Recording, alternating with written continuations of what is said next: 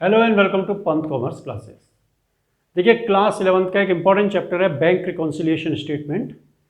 इसका एक क्वेश्चन हम आपको आज करके दिखाएंगे। इससे रिलेटेड हम एक वीडियो ऑलरेडी अपलोड कर चुके हैं जिसमें डिटेल में हमने पूरी जानकारी बैंक रिकॉन्सिलिएशन के बारे में दी हुई है। कैसे बनता है, क्या कॉजेज ऑफ डिफरेंस होते हैं कैश बुक पासबुक के बीच में, क्या मेथड्स हैं, ये सब हमने उसमें विस्तार से बताया हुआ है। अगर आपने वो वीडियो नहीं देखी है तो आप पहले क्लास 11th की प्लेलिस्ट में आपको वो वीडियो मिल जाएगी, उसको देख लें, फिर ये आपको बहुत ही अच्छी तरह से समझ में आ जाएगा।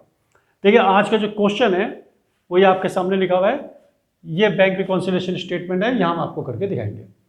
देखिए, जब BRS बनाते हैं तो सबसे पहले आपको देखना पड़ता है कि डेट क्या दी हुई है। तो ये डेट दी हुई है आपको 31 मार्च 2021। इस डेट को हमने ध्यान रखना है। जो ट्रांजैक्शन इस डेट के बाद होंगे वो नहीं हुए माने जाएंगे, ठीक है ना। आपको उस डेट तक ही ट्रांजैक्शन लेने हैं, तो इसलिए यहाँ पहले लिख दिया जाता है कि BRS, आप देखिए एग्जाम में पूरा लिखना, bank reconciliation statement as on 31 March 2021, ये लिखा। क्वेश्चन क्या है कि बैलेंस एज पर कैश बुक 60,000, कैश बुक का बैलेंस आपको दिया है। तो सबसे पहले तो आप बैलेंस लिख दें, यहां पर बैलेंस एज पर कैश बुक। अब देखिए, कैश बुक का बैलेंस है यानी कि डिपॉजिट है बैंक में पैसा, तो ये हुआ प्लस बैलेंस। तो इसको प्लस आइटम में आप लिख दें 60,000, ठीक है। अब एक एक ट्रांजेक्शन हम लेंगे और हमें इसमें यह आइडेंटिफाई करना है कैश बुक का बैलेंस दिया है तो हमें कंपेयर करना है पासबुक से। ये मैंने दो मेथड आपको उसमें बताए थे पिछले वीडियो में कि अगर आपको बैलेंस कैश बुक का दिया हुआ है तो आप देखिए कि जो डिफरेंसेस दिए गए उन डिफरेंसेस की वजह से बैंक में क्या हो रहा है। बैंक में बैलेंस बढ़ रहा है तो आप प्लस में लिखें, घट रहा है तो आप माइनस में लिखें। तो वही चीज़ हमने यहाँ पहले लिख के रख दिया है आपको समझाने के लिए। सीरियल नंबर लेंगे हम पहले इस ट्रांजेक्शन का, फिर कैश बुक में क्या क्या बिजनेसमैन ने, पासबुक में क्या हुआ और उनका कंपैरेटिव डिफरेंस पासबुक में क्या आ रहा है, ठीक है। तो देखिए, सबसे पहला ट्रांजेक्शन तो आपका हो गया बैलेंस का, इसको छोड़ दीजिए आप। सेकंड से शुरू करते हैं, चेक वर्थ ₹10,000। तो हमने नंबर लिखा सीरियल नंबर 2। ये भी हमको ध्यान रखना पड़ेगा कि जो ट्रांजैक्शन दिया वो पहले कहाँ हुआ, बिजनेसमैन ने किया या फिर बैंक ने पहले रिकॉर्ड किया, फिर उसकी इंपैक्ट दूसरे पर देखनी है। अगर बिजनेसमैन ने किया तो कैश बुक में आप रिकॉर्ड करिए, फिर देखिए पासबुक में क्या हुआ। बैंक ने किया तो आप देखिए कैश बुक में, पासबुक में उसको लिख दीजिए क्या हुआ है, फिर इंपैक्ट उसका कैश बुक में देखेंगे। तो देखिए, check worth ₹10,000 were deposited into bank.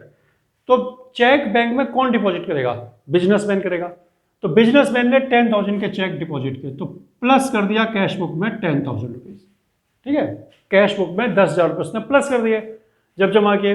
But cheque worth 7,000 were presented for payment. Bank में प्रेजेंट हुए कितने के हुए, 7,000 के। तो देखिए, आपको लेना होता है cheque issued but not presented, check deposited but not collected and credited, यानी कि जो नहीं हुए ना वो लेना होता है। बिजनेसमैन ने भी कर दिया और बैंक ने भी कर दिया तो फिर तो डिफरेंस ही कुछ नहीं है। तो 10,000 का चेक क्या लगेगा, चेक डिपॉजिटेड इनटू बैंक। 10,000 का चेक बिजनेसमैन ने डिपॉजिट किया, बैलेंस प्लस कर दिया। बैंक ने क्रेडिट दिया कितने का, 7,000 का, 7 का तो बैंक ने भी क्रेडिट कर दिया। डिफरेंस क्या है, अगर आप कंपेयर करें तो आप देखें कि बैंक में 3,000 रुपये बैलेंस कम हो रहा है in comparison to cash book. तो जो डिफरेंस है वही आपको लेना है, यानी कि 3,000 के चेक अभी बैंक ने आपको क्रेडिट नहीं दिया है तो उससे बैंक में आपका बैलेंस कम हो रहा होगा और आपको बैंक से ही कंपेयर करना है क्योंकि कैश बुक का तो आपको बैलेंस दिया हुआ है। तो आप इसको क्या लिख देंगे, cheque deposited but not credited. Cheque deposit हुए लेकिन क्रेडिट नहीं हुए, तो आप माइनस कॉलम में 3,000 रुपीज लिखते हैं, ठीक है। ये पहला ट्रांजेक्शन है। बिल्कुल ध्यान रखना है आपको कि जो ट्रांजेक्शन दोनों जगह हो जाता है उसको कंसीडर नहीं करना है। जो ट्रांजेक्शन एक जगह हुआ दूसरी जगह नहीं हुआ वो डिफरेंस क्रिएट करता है, तो उसको आपने लेना है। नेक्स्ट है cheque issued worth ₹19,000 of which cheque for 12,000 were presented for payment. देखिए, तीसरा ट्रांजेक्शन है कि चेक इशूड वर्थ ₹19,000, 19,000 के चेक इशू किए। तो चेक कौन इशू करेगा, बिजनेसमैन इशू करेगा। तो आप क्या करेंगे यहाँ पर -19,000, क्योंकि जब चेक इशू करेगा अपने कस्टमर्स को कहेगा कि आप जाके बैंक से पैसा निकाल लीजिए, तो वो अपना बैलेंस तो कम कर लेगा कैश बुक में। लेकिन क्या हुआ, of which cheque for 12,000 were presented for payment. इसमें से प्रेजेंट हुए चेक, लेकिन कितने गए हुए? 12,000 के। तो बैंक ने भी बैलेंस कम किया, लेकिन कितना किया? 12,000 से। तो बिजनेसमैन ने 19,000 रुपए से चेक बैलेंस अपना कम कर लिया है, लेकिन बैंक ने कितना किया है? 12,000 से कम किया है। तो यानी कि कंपैरिजन किया जाए तो बैंक में 7,000 रुपए से बैलेंस आपका बढ़ रहा होगा, क्योंकि आपने 19,000 लेस किया, बैंक ने 12 भी लेस किए, तो बैंक के पास 7,000 रुपए बैलेंस ज्यादा होगा आपसे। तो प्लस कर देंगे हम इसमें 7,000 रुपए। लिखेंगे क्या? Check issued but not presented. पूरा लिखना हो तो check issued but not presented for payment, तो आप इसको प्लस कर दें 7,000 रुपीज से। ठीक है, ये देखिए इस तरह से आप ध्यान रखें कि नॉट क्रेडिटेड, नॉट प्रेजेंटेड, ये चीज आती है। जो दोनों तरफ हो गई वो तो आएगी नहीं, वो डिफरेंस ही नहीं है। देखिए fourth, direct deposit by a customer in bank rupees 12,000। एक कस्टमर ने डायरेक्ट आपके अकाउंट में पैसा जमा कर दिया। देखिए ऐसा हो सकता है, बैंक में कोई भी आपके अकाउंट में पैसा जमा कर सकता है, आपके अकाउंट नंबर भरेगा डिपॉजिट फॉर्म में, जमा हो जाएगा, निकाल नहीं सकता कोई भी आपकी कंसेंट के बिना। तो बिजनेसमैन क्या करते हैं, अपने कस्टमर को अपना नंबर देते हैं कि आपको जब भी आपका डेट आएगी आप बैंक में डिपॉजिट कर देना। तो एक कस्टमर ने डायरेक्ट डिपॉजिट कर दिया 12,000 रुपीज। तो क्या हुआ? ये ट्रांजेक्शन कहां पर हुआ? बैंक में हुआ। तो बैंक में 12,000 रुपीज डिपॉजिट हो गए, कैश बुक में तो पता ही नहीं है, तो कुछ नहीं हुआ। तो कंपेयर करेंगे तो बैंक में जो हुआ आपको वही लेना है। तो बैंक में बैलेंस प्लस हो गया आपका 12,000 रुपये, बढ़ गया बैंक में। तो अब इसको क्या लिख देंगे? Direct deposit by a customer in bank account. तो 12,000 रुपीज आप इसमें प्लस कर दें। 4 ट्रांजेक्शन हो गए। बिल्कुल सिंपल है, आपको रटने की जरूरत नहीं है।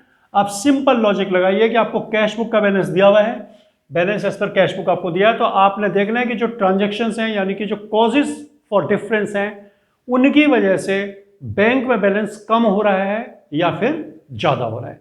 कम हो रहा है तो माइनस में लिख दो, ज्यादा हो रहा है तो प्लस में लिख दो।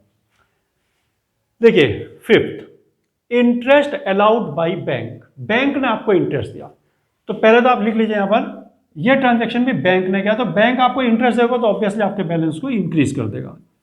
कैश बुक में रिकॉर्ड नहीं है। देखिए बैंक आपको इंटरेस्ट देगा तो बताने थोड़ी आएगा आपके घर में कि भाई मैंने आपको इंटरेस्ट दे दिया, आप भी रिकॉर्ड कर लो कैश बुक में। बैंक अपना रिकॉर्ड कर लेगा, आप करो चाहे ना करो। तो इससे भी क्या हुआ कि हमने तो रिकॉर्ड नहीं करा कैश बुक में, और बैंक ने इंटरेस्ट दे दिया, बैंक ने बढ़ा दिया, तो बैंक में बैलेंस 1,000 बढ़ गया। हमें वही देखना है जो बैंक में हुआ। तो क्या लिख देंगे यहां पर? Interest allowed by bank not recorded in cash book। तो आप प्लस कर दें इसको 1,000 रुपीज। देखिए 5 हो गए। छठा देखिए, cheque issued for 23,000 of which cheque for 7,000 was not presented for payment. 23,000 के चेक इशू हुए, उसमें से 7,000 के प्रेजेंट नहीं हुए। इस बार ये नहीं दिया कि कितने के प्रेजेंट हुए, इस बार डायरेक्ट दे दिया प्रेजेंट नहीं हुए 7,000 के। देखिए ऐसे ही एक और ट्रांजेक्शन था इशूड का, cheque issued worth rupees 19,000 of which cheque for 12,000 were not presented for payment. यानी कि 19,000 के चेक इशू किए तो 12,000 के प्रेजेंट हुए। तो हमें ये नहीं लेना कितने प्रेजेंट हुए, हमें लेना कितने के नहीं हुए। तो हमने 19 के इशू किया, 12 के प्रेजेंट हुए, तो 7 के नहीं हुए हमने डिफरेंस निकाला था। देखिए तीसरे में ये होगा cheque issue but not presented 7,000 रुपए। यहां पर हमने डिफरेंस निकाला, 19 के इशू किया, 12 के प्रेजेंट हुए। यहां पर आपको निकालने की जरूरत नहीं, आपको निकला हुआ ही दे दिया कि आपने 23 के चेक इशू किए, इसका कोई काम नहीं है। 23 के चेक इशू किए of which cheque for 7,000 was not presented. देखिए नॉट प्रेजेंटेड, 7,000 के चेक आपके प्रेजेंट नहीं हुए, तो डायरेक्ट ही दे दिया 7,000 के चेक प्रेजेंट नहीं हुए। तो हमें उसी 7,000 को लेना, हमने डिफरेंस कुछ नहीं करना है।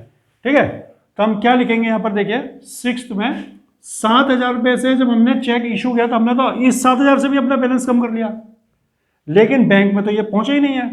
तो बैंक में बैलेंस हमारा बढ़ रहा होगा, comparative balance in comparison to cash book. Bank में 7,000 रुपए बैलेंस ज्यादा होगा, क्योंकि हमने तो चेक इशू किया कम कर दिया, बैंक में पहुंचे नहीं।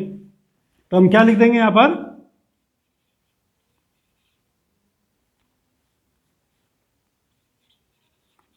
Check issued but not presented for payment, आगे और लिख सकते हैं हम, नॉट प्रेजेंटेड।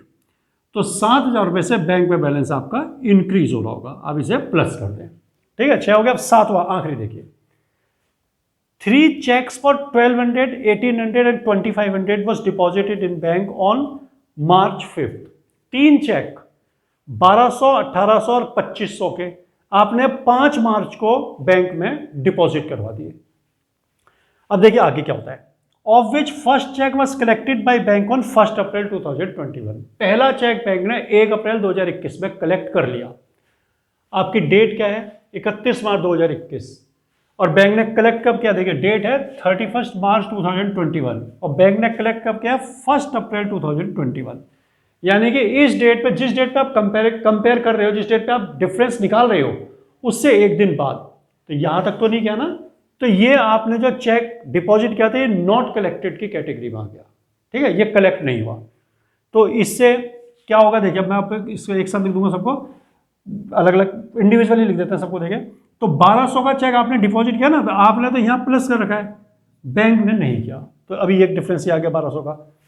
तो बैंक में आपका 1200 रुपये बैलेंस डिक्रीज हो रहा होगा। ठीक है, 1200 का चेक आपने जो जमा किया वो बैंक ने अप्रैल में कलेक्ट किया, तो मार्च में तो क्या नहीं, तो आपने तो प्लस कर दिया, बैंक में घट रहा होगा। आपने मीन्स बिजनेसमैन ने। सेकेंड चेक बिकम डिसऑनर्ड, जो दूसरा चेक था वो कितने का था, 1800 का, आपने इससे भी प्लस किया है, लेकिन बैंक में ये डिसऑनर हो गया, यानी कि कुछ नहीं हुआ, तो बैंक में इससे भी आपका बैलेंस कम हो रहा होगा, comparative balance in comparison to cash book. हमने तो प्लस कर दिया 1200, बैंक ने कलेक्ट किया है अप्रैल में, नहीं कि मार्च में नहीं किया, तो बैंक में बैलेंस कम हो रहा है। हमने 1800 प्लस कर दिया, बैंक में वो चेक डिसऑनर हो गया, तो बैंक में कलेक्ट नहीं हो, तो बैंक में भी कम हो रहा है बैलेंस। और क्या लिखा है देखिए, थर्ड वाज क्रेडिटेड ऑन 31 मार्च, जो तीसरा चेक है ये वाला 2500 रुपए का, ये क्रेडिट हो गया 31 मार्च तक। तो ये तो हमने भी प्लस कर रखा है, बैंक ने भी प्लस कर रखा है, तो कोई डिफरेंस बना नहीं, तो इसको छोड़ दीजिए। ये दोनों जगह हो गए, यहां भी हमने प्लस किया है, बैंक ने भी प्लस किया, तो कोई डिफरेंस नहीं बनता इससे। तो ये दोनों चेक हमको रिकॉर्ड करने पड़ेंगे। क्या लिखेंगे, cheque credited after 31 March by bank. एक चेक तो बैंक ने 31 मार्च के बाद क्रेडिट किया, तो वो 1200 हो गया, और एक हो गया चेक डिसऑनर्ड बाय बैंक, एक चेक बैंक ने डिसऑनर्ड हो दिया 1800 का। तो ये आपका कंप्लीट हो गया क्वेश्चन। ठीक, इतना सिंपल है, आपको कुछ याद करने की जरूरत नहीं है, आपको क्या करना है, समझना है, इन लॉजिक्स को, इन कॉन्सेप्ट को समझना है। आपको कैश बुक का बैलेंस इसमें दिया हुआ था, तो हमने इसको पासबुक से कंपेयर किया कि जो ट्रांजेक्शन्स हैं, जो डिफरेंस है, कॉजेस फॉर डिफरेंस है, उनकी वजह से अगर पासबुक में बैलेंस बढ़ रहा है, यानी कि बैंक में बैलेंस बढ़ रहा है, तो प्लस कर दिया, घट रहा है तो माइनस कर दिया। इतने सिंपल तरीके से आप कर सकते हैं, आपको कुछ याद करने की जरूरत नहीं है। बाकी देखिए इसका आंसर निकाल लेते हैं, 3000 और ये भी 6000 हो गया आपका, माइनस वाला टोटल 6000। देखिए अब क्रेडिट का कितना हो गया, 60, 67, 67 और 12, 79, 80, 87। एक बार और देख लेते हैं, 67 और 12, 79 हो गया, 80, 87, ठीक है, 87,000 रुपीज ये हमारा टोटल हो गया। अब देखिए आप अगर प्लस का बढ़ा है तो बैलेंस में बचेगा आंसर आपका, माइनस का बढ़ा है तो ओवरड्राफ्ट में बचेगा, तो यहां तो प्लस बढ़ा है। अच्छा बचेगा क्या, आप कैश बुक का बैलेंस लेके चले तब आपका पासबुक का बैलेंस निकलेगा, तो हम क्या लिखेंगे, बैलेंस एज पर पास बुक। अब डिफरेंस निकाल लीजिए आप, 87 और 6000 आप इसमें से माइनस कर दें, तो 81,000 आपका बैंक बैलेंस होगा। जिस दिन आपका 60,000 कैश बुक दिखा रहा है बैलेंस, बैंक में बैलेंस 81 होगा। क्यों होगा, ये कॉजेज ऑफ डिफरेंसेस के कारण से। इनको आप करेक्ट कर लेंगे तो आपका कैश बुक में भी 81 आ गया, जो कि पासबुक में है। तो ये आपके क्वेश्चन है। देखिए कुछ ज्यादा दिक्कत नहीं है, ये हमने क्या है, बैलेंस एज पर कैश बुक का, इसको डेबिट बैलेंस एज पर कैश बुक भी बोलते हैं। अगर इसी में ओवरड्राफ्ट एज पर कैश बुक या क्रेडिट बैलेंस एज पर कैश बुक हो, तो आप इसी 60,000 को यहां लिख दें, बाकी कुछ नहीं डिफरेंस होने वाला।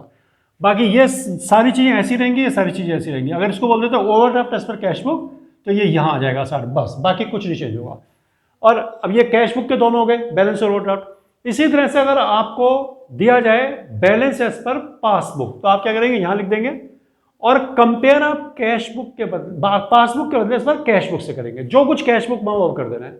और ओवरड्राफ्ट एज पर बैंक दिया, पासबुक दिया, तो उसको यहाँ लिख देना। तो ये तरीका है सिंपल।